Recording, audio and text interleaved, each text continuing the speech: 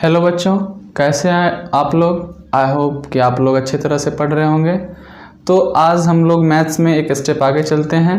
Chapter है आपका, शायद ये 6th चैप्टर है, लाइंस एंड एंगल। इससे पहले जो चैप्टर है उसको हम जान के छोड़ दिए हैं, ठीक है। उसे बाद में भी पढ़ लेंगे तो फिर काम चल सकता है, क्योंकि आपके फर्स्ट सेम में जो है ये सब चैप्टर जो है हम अभी वही पढ़ा रहे हैं जो आपके फर्स्ट टर्म के एग्ज़ाम में आता है, ठीक है। तो अब हम लोग पढ़ेंगे लाइंस एंड एंगल, ठीक है। इसमें बहुत सारे बेसिक टर्म्स और डिफिनेशन होते हैं, फिर उसको आप अच्छे से अगर आप देखोगे तो फटाक से में समझ में आएगा, ठीक है। तो अब लाइंस एंड एंगल है तो पहले लाइन के बारे में समझेंगे, एंगल क्या होता है इसके बारे में समझेंगे, ठीक है। तो फर्स्ट है लाइन। लाइन क्या होता है? लाइन एक स्ट्रेट पाथ होता है, इधर आप देख सकते हैं, ठीक है। लाइन के बारे में लिखा हुआ है बट आपको समझाएंगे हम यहाँ पे, ठीक है। लाइन जो होता है वो एक स्ट्रेट पाथ होता है जिसका कोई एंड पॉइंट नहीं होता है, ठीक है। ये मतलब दोनों तरफ एक्सटेंड कर सकता है, ठीक है, तो इसे बोलते हैं लाइन। और इसका कोई, अब दोनों तरफ एक्सटेंड कर सकते हैं तो इसका मतलब क्या, इसका कोई फिक्स लेंथ नहीं होता है, ठीक है। जैसे कि अगर ये ए है और ये बी है, 2 पॉइंट है, तो इसे आप डिनोट कैसे करोगे? ए के ऊपर में आप इस छोटा सा आप एक लाइन बना दोगे, इस तरह से इसका नोटेशन होता है, ठीक है। लाइन एक स्ट्रेट पाथ होता है जिसका कोई एंड पॉइंट नहीं होता, ये दोनों तरफ एक्सटेंड करता है, ठीक है। तो आप यहाँ लिख सकते हो, अगर कोई एक लाइन है ए और बी, तो इसे हम कैसे डिनोट करेंगे? ए के ऊपर में एक छोटा सा लाइन बना के, ठीक है। उसी तरह से आप आ जाते हैं रे। रे क्या होता है?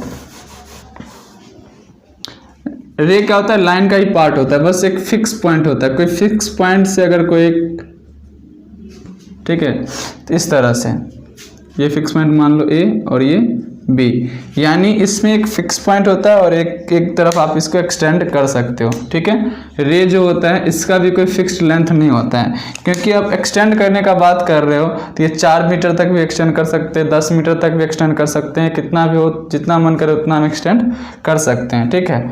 बट इसमें एक एंड पॉइंट होता है, किसी एक जगह से ये ओरिजिनेट होता है, किसी एक पॉइंट से ये ओरिजिनेट होता है। लाइन का कोई पॉइंट नहीं होता, ओरिजिन नहीं होता है, ठीक है। बट रे का एक ओरिजिन होता है जहाँ से वो निकलता है, ठीक है। इसी तरह से आप इसे भी लिख सकते हो, अगर ये ए और ये बी है तो इस तरह से आप इसका नोटेशन कर सकते हो, ठीक है। अब ये लाइन सेगमेंट, ठीक है। लाइन बताएं, अब इसका सेगमेंट का मतलब होता है एक तरह से, मान लो उसका सेक्शन, टुकड़ा एक तरह से, ठीक है। जैसे कि कोई एक लाइन है, ठीक है, जैसे ये मान लेते हैं ए और बी एक लाइन है, ठीक है। इसमें से कोई एक छोटा सा भाग हम निकाल लेते हैं, जैसे कि ये भाग मान लो सी और डी मान लेते हैं, ठीक है। तो ये सी और डी जो होगा इसी को बोलते हैं लाइन सेगमेंट, ठीक है। अब सेगमेंट, अब एक चीज आप देख सकते हो कि इसका कोई फिक्स लेंथ हो सकता है, क्योंकि इसके दोनों तरफ एंड पॉइंट होते हैं। अगर दोनों तरफ रुका हुआ इसका मतलब वो कुछ फिक्स लेंथ का, या 1 मीटर का हो गया, 2 मीटर या फिर 10 सेंटीमीटर, किसी भी लेंथ का वो होगा। तो लाइन सेगमेंट का फिक्स लेंथ होता है, इसका फिक्स लेंथ नहीं होता है, इसका फिक्स लेंथ नहीं होता है। इसमें एक भी एंड पॉइंट नहीं होते, इसमें एक होता है, इसमें 2 एंड पॉइंट होते हैं, ठीक है। इस तरह से आप इसे डिनोट करोगे, ठीक। अब कि आपको समझ में आ रहा होगा। अब उसके बाद आते हैं कोलिनियर पॉइंट और नॉन कोलिनियर, ठीक है। कोलिनियर पॉइंट और नॉन कोलिनियर, जैसे कि कोई एक लाइन है, ठीक है, ये लाइन हो गया। कह रहा है कि इफ 3 और मोर पॉइंट्स, यानी कम से कम 3 या फिर 3 से ज़्यादा भी चलेगा, points lie on the same line, तो उस तीनों पॉइंट या फिर 3 से ज़्यादा पॉइंट को हम बोलेंगे कोलिनियर। जैसे कि मान लो इस लाइन पे बहुत सारा पॉइंट है, मान लो यहाँ पे ए है, बी है, ये डी है, इधर सी है, इधर एफ है, ठीक है, इधर मान लो जी है। इतने सारे पॉइंट्स आपको एक प्लेन में दिखाया है, कुछ प्लेन में, कुछ लाइन पे और कुछ लाइन से, लाइन के एक तरफ और एक दूसरे तरफ, ठीक है।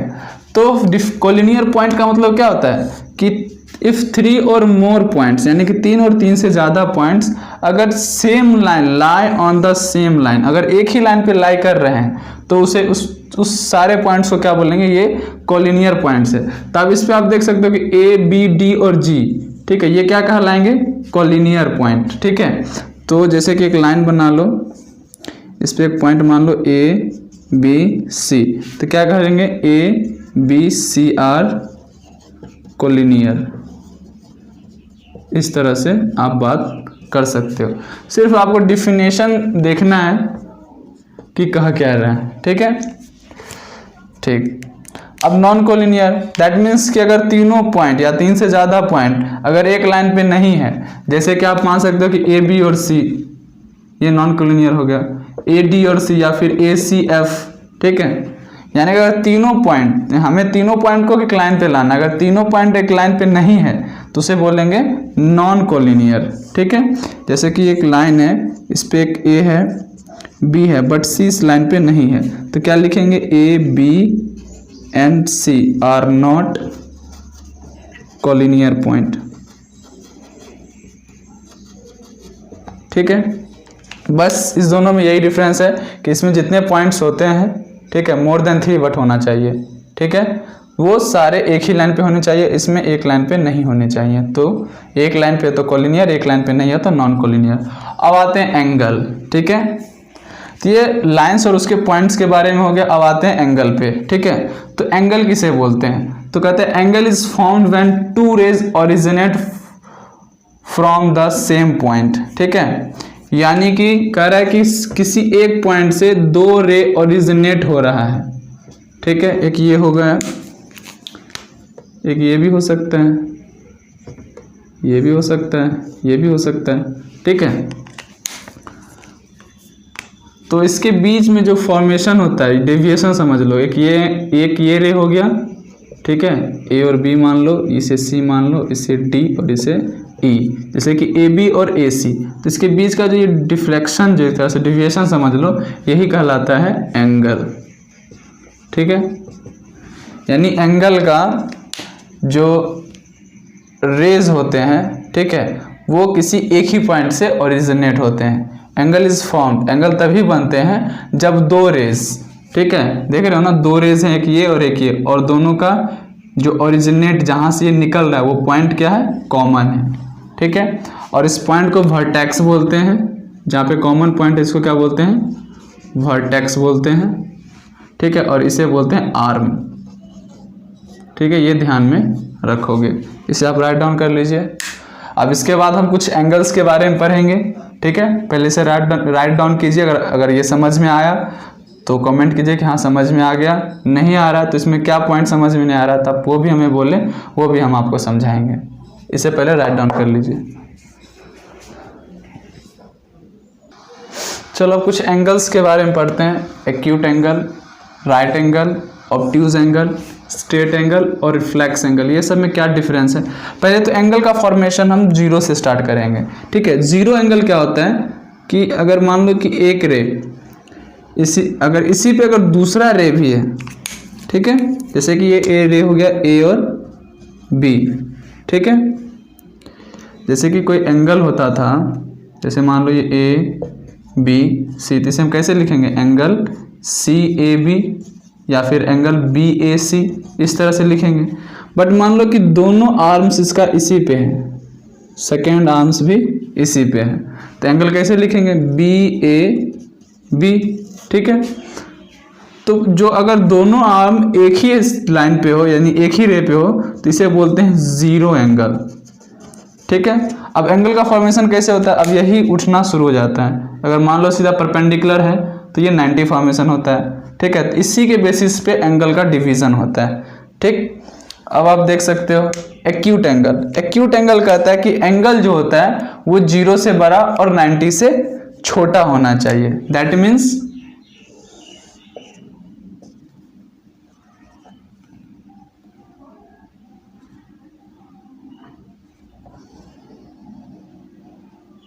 ठीक है,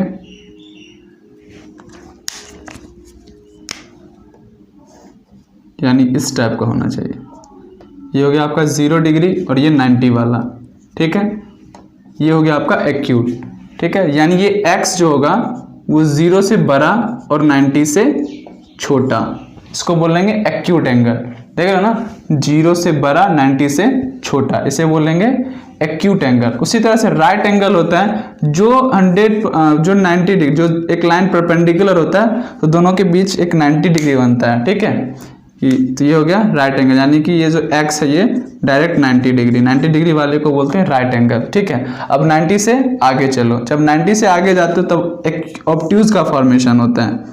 ठीक है, यानी कहने का मतलब है ये वाला एंगल, इस पूरे का हम बात कर रहे हैं। ठीक है, तो ये होता है ऑब्ट्यूज एंगल, दैट मीन्स 90 से बड़ा बट 180 से छोटा। ठीक है, अब जब ये 0 वाला था, अगर ये रेड वाला जो लाइन है अगर उठ के इधर आ जाए, ठीक है, पूरा 180 डेविएशन बोलते हैं इसको, इसी का नाम दिया गया है स्ट्रेट एंगल। यानी किसी एंगल लाइन पे जो एंगल बनेगा ये होता है 180 डिग्री के बराबर, तो इसी को बोलते हैं स्ट्रेट एंगल। ठीक है, जब दोनों आर्म एक पे था तो 0, थोड़ा ऊपर हुआ इसका मतलब 90 से कम और 0 से बड़ा, तो वो होता है एक्यूट। अगर ये आर्म 90 पे आ गया तो बन गया राइट, वही आर्म 90 से आगे गया तो बन गया ऑब्ट्यूज, अगर वही आर्म दोनों अपोजिट साइड में है तो बन जाता है स्ट्रेट। अब इससे भी तो थोड़ा नीचे आ सकता है। ठीक है, तो अब आ जाते हैं रिफ्लेक्स एंगल। तो रिफ्लेक्स एंगल क्या होता है कि अब ये 180 से बड़ा और 360 से छोटा। ठीक है, क्योंकि किसी सर्कल पे, किसी पॉइंट सर्कल पे वो 360 एंगल बनता है। ठीक है, तो रिफ्लेक्स एंगल कहता है इस तरह से, हम इसका बात कर रहे हैं। ठीक है, ये x मान लो, तो ये कहता है 180 से बड़ा बट 360 से छोटा, ये होता है रिफ्लेक्स एंगल। ठीक है, ये तो आप direct acute angle, right angle, obtuse angle और straight angle, but reflex angle निकाल सकते हो आप। रिफ्लेक्स एंगल कैसे निकाल सकते हो, तो होता है 360 माइनस एक्स। जैसे कि कोई एंगल है 60 डिग्री फॉर एग्जांपल, ठीक है, तो कहेगा कि फाइंड रिफ्लेक्स ऑफ 60 डिग्री। ठीक है, find reflex angle of 60 degree. तो 60 डिग्री का रिफ्लेक्स क्या होगा, आप इसे 180 बना दो पहले, तो ये जो इसका यही ना रिफ्लेक्स है। ठीक है, यानी कि इसे छोड़ के तो ये कितना होगा 360 माइनस 60, दैट मीन्स 300। तो 60 का रिफ्लेक्स क्या होगा 360। तो आप किसी भी एंगल का जनरलाइज करके लिख सकते हो कि reflex angle of any angles वो होता है 360 माइनस एक्स। ये आप ध्यान में रख सकते हो। अगर 45 का पूछेगा रिफ्लेक्स एंगल क्या है तो 360 माइनस 45, 100 का पूछते रिफ्लेक्स एंगल क्या है तो 360 माइनस 100। इस तरह से आप निकाल सकते हो, इसे आप राइट डाउन कर लीजिए। अब ये दोनों स्पेशल एंगल हैं। ठीक है, तो इसे आप ध्यान से देखोगे, क्योंकि हम जहाँ पढ़ाते हैं या फिर हम जहाँ तक अभी हम पढ़ाए हैं जिन बच्चों को, मैक्सिमम बच्चे को ये कन्फ्यूजन रहता है कि कम्प्लीमेंट्री एंगल और सप्लीमेंट्री एंगल होता है कि अगर वेरिएबल्स के टर्म में आ जाए तो कैसे इसको एज्यूम करते हैं। ठीक है, तो पहले तो क्लियर कर लो, ये सप्लीमेंट्री और कम्प्लीमेंट्री एंगल जो ये पेयर्स ऑफ एंगल में आते हैं, कम से कम 2 एंगल इसके लिए वैलिड हैं। ठीक है, तो दो ही कह रहा है कि 2 एंगल्स, यानी 2 एंगल्स, एक ए और एक बी मान लो। ठीक है, लेट मान लेते हैं कि फर्स्ट एंगल जो है, एंगल को मान लेते हैं एंगल ए। ठीक है, और सेकेंड एंगल को मान लेते हैं एंगल बी। 2 एंगल है, इतना ध्यान से देखोगे। ठीक है, कह रहा है कि 2 एंगल्स हुज सम, यानी कि 2 एंगल का सम क्या होना चाहिए 90। ठीक है, ये ध्यान रखो, कंप्लीमेंट्री में 2 एंगल का सम 90 और सप्लीमेंट्री में 2 एंगल का सम 180। ठीक है, C90 S180, ये ध्यान में रखोगे। कंप्लीमेंट्री एंगल 2 एंगल का sum, that means angle A plus angle B बराबर 90। ठीक है, उसी तरह से सप्लीमेंट्री में angle A plus angle B ये 180 डिग्री। ठीक है, वहां पे 90 और यहाँ पे 180। ठीक है, तो ये सप्लीमेंट्री या कम्प्लीमेंट्री। अब देखो इसको कैसे पूछा जाता है क्वेश्चन। फॉर एग्जांपल आपको पूछ देगा कि कम्प्लीमेंट्री एंगल ऑफ 45 मैंने 45। ठीक है,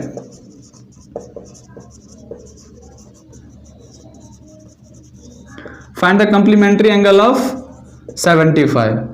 ठीक है, तो हमें पता है कि अगर एक एंगल 75 है, दूसरा कितना होगा जो 90 पे उठ जाएगा। इसमें हम कितना करेंगे 15, दैट मीन्स 15 डिग्री ऐड करेंगे तभी 90 होगा।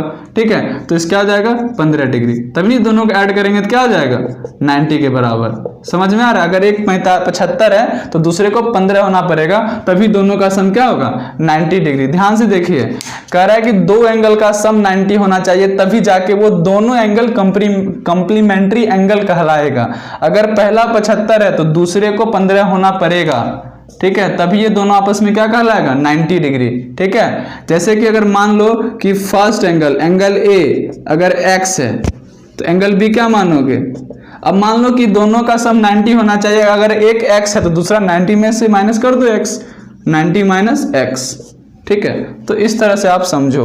ठीक है, अगर पहला एंगल x है तो इसका कंप्लीमेंट्री क्या होगा, और हमें पता है कि कंप्लीमेंट्री होता है कि दोनों का सम 90। अगर 90 में से हम x a ही ले लिया तो बचा क्या 90 माइनस x। तो अब इस दोनों का अगर आप सम करके देखोगे तो 90 आ जाएगा, x कैंसिल हो जाएगा, बचेगा क्या 90। तो इस तरह से आप क्लियर करो इसे। उसी तरह से सप्लीमेंट्री का बात करें तो अगर मान लो कि एंगल ए आपको दिया हुआ है 100 डिग्री, तो इसका सप्लीमेंट्री पूछ दिया, दैट मीन्स एंगल बी, दूसरा एंगल पूछे तो क्या होगा 80 होगा। क्यों होगा 80, क्योंकि हमें पता है कि दोनों का सम क्या होता है 180 होता है। अगर मान लो पहला 90 डिग्री है तो इसका सप्लीमेंट्री क्या होगा 90 ही होगा ना, तब ना दोनों मिलके क्या बनाएगा 180। अगर मान लो कि पहला a जो है वो x है तो एंगल b क्या होगा 180 माइनस एक्स। क्यों, क्योंकि दोनों का सम हमें कितना लाना है 180 लाना है। 180 में अगर x यही आ गया तो बचा क्या 180 में से आप x घटा दो तो इस टर्म में ये हो गया आपका वेरिएबल्स टर्म। ठीक है, तो इस तरह से आप सोच सोच के बनाओगे। ठीक, इसे राइट डाउन कर लीजिए।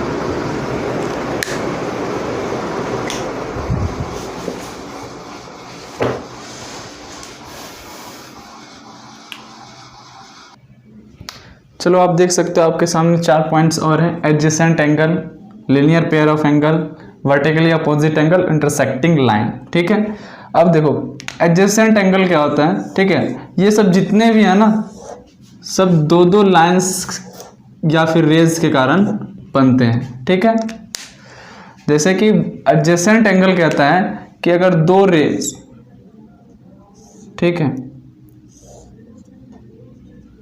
दो एंगल जिसका एक कॉमन आर्म हो, ठीक है, तो आप देख सकते हो ए मान लो, बी मान लो, डी मान लो और ये ई मान लो। अब यहाँ पे एंगल कौन कौन सा है, एंगल बी ए डी, ये एंगल का हम बात कर रहे हैं। फिर क्या एंगल DAE। अब आप देख सकते हो कि एक ये एंगल है, ठीक है, और एक ये एंगल है, ठीक है। तो इस एंगल में भी ये आर्म आ रहा है और इस एंगल में भी ये आर्म आ रहा है, यानी कि दोनों एंगल का एक कॉमन आर्म है। दैट मीन्स ये और ये आपस में क्या कहलाएगा, एडजेसेंट एंगल, ठीक है। तो एंगल BAD और एंगल DAE ये दोनों क्या कहलाएगा, एडजेसेंट एंगल, अगल बगल वाला, एक तरह से ऐसे समझ लो, ठीक है। लीनियर पेयर्स ऑफ एंगल क्या होता है कि एक स्ट्रेट लाइन पे अगर कोई एक लाइन है, एक रे है, ठीक, ये और ये, ठीक है, इसे बोलते हैं लीनियर पेयर। लीनियर्स मतलब क्या होता है, एक straight line, pairs of angle यानी कि वहां पे हमें दो एंगल बनाना पड़ेगा। तो एंगल ये x मान लो, ये y मान लो, x एंड y जो होगा ये क्या होगा, लीनियर पेयर्स ऑफ एंगल होगा, ठीक है।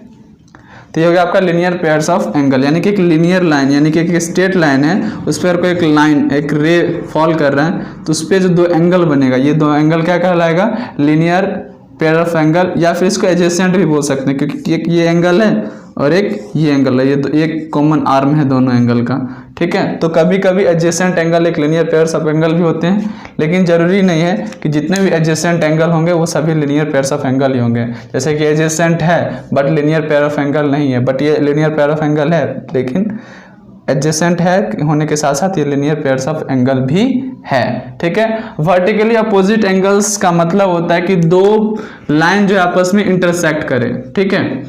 जब दो लाइन आपस में इंटरसेक्ट करता है, जैसे कि मान लो A, B, C और D, ठीक है, तो इसमें आप देख सकते हो इसके अपोजिट, नाम ही है अपोजिट एंगल। अगर हम ये एंगल ले रहे हैं, ठीक है, तो ये तो एडजेसेंट ना हो जाएगा, अपोजिट कौन सा होगा, ये, ठीक है। अगर इसका अपोजिट क्या हो जाएगा, ये, ठीक है, तो इसको बोलते हैं अपोजिट एंगल। तो आप ध्यान रखोगे अपोजिट एंगल के लिए, अपोजिट एंगल होने के लिए, वर्टिकली अपोजिट एंगल होने के लिए इसे दो लाइन को इंटरसेक्ट करना पड़ेगा, तब उसके आमने सामने का जो एंगल होता है उसी को बोलते हैं वर्टिकली अपोजिट एंगल।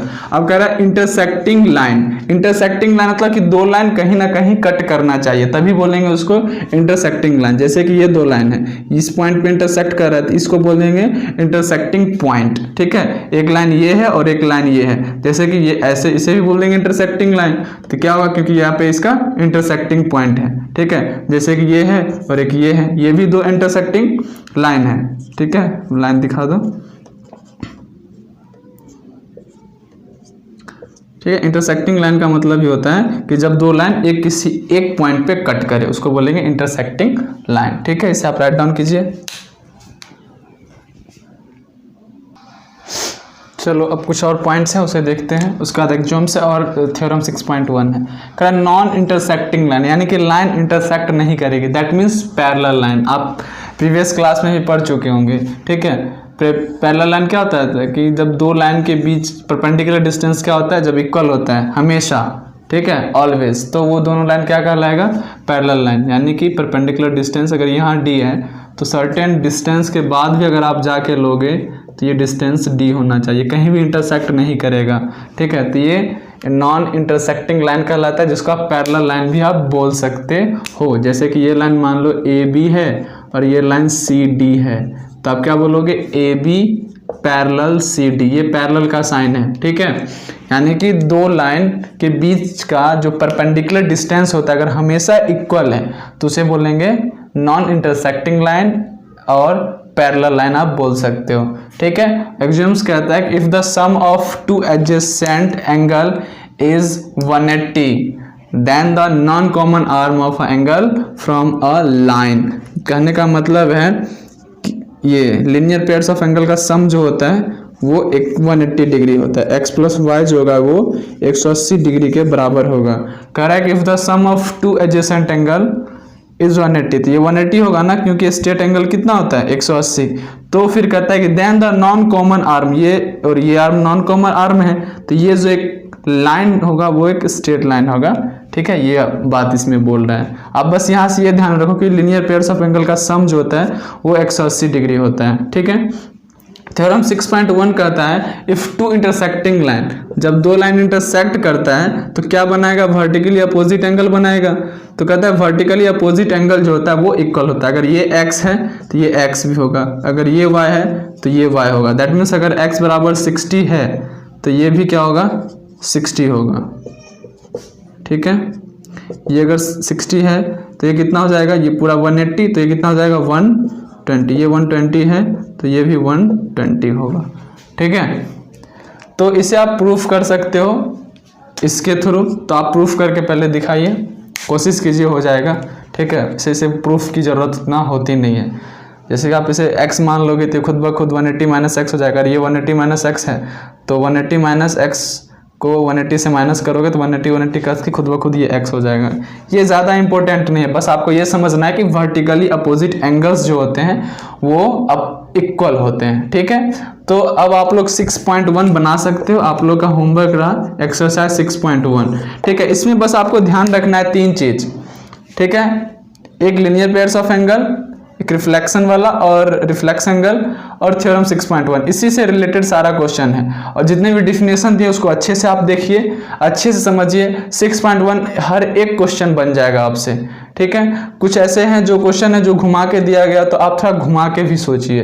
ठीक है, ये मतलब सीधा सीधा पढ़ रहे हैं तो अगर हम LHS से RHS की तरफ पढ़ रहे हैं तो इसका मतलब ये नहीं कि RHS से हम LHS की तरफ नहीं आ सकते हैं। तो दोनों ध्यान में रखना, तभी जाके आप अच्छे से क्वेश्चन कर पाओगे। ठीक है, तो आपका लाइन्स एंड एंगल का फर्स्ट थ्योरम पार्ट यहीं खत्म होता है। आप लोग एक्सरसाइज दैट मीन्स 6.1 आप लोग बना लीजिए। ठीक है, वीडियो अच्छा लगे तो लाइक जरूर करें, कमेंट करके बताएं कि आपको वीडियो कैसा लग रहा है। ठीक है, और चैनल को सब्सक्राइब जरूर कर लें। वीडियो देखने के लिए बहुत बहुत धन्यवाद।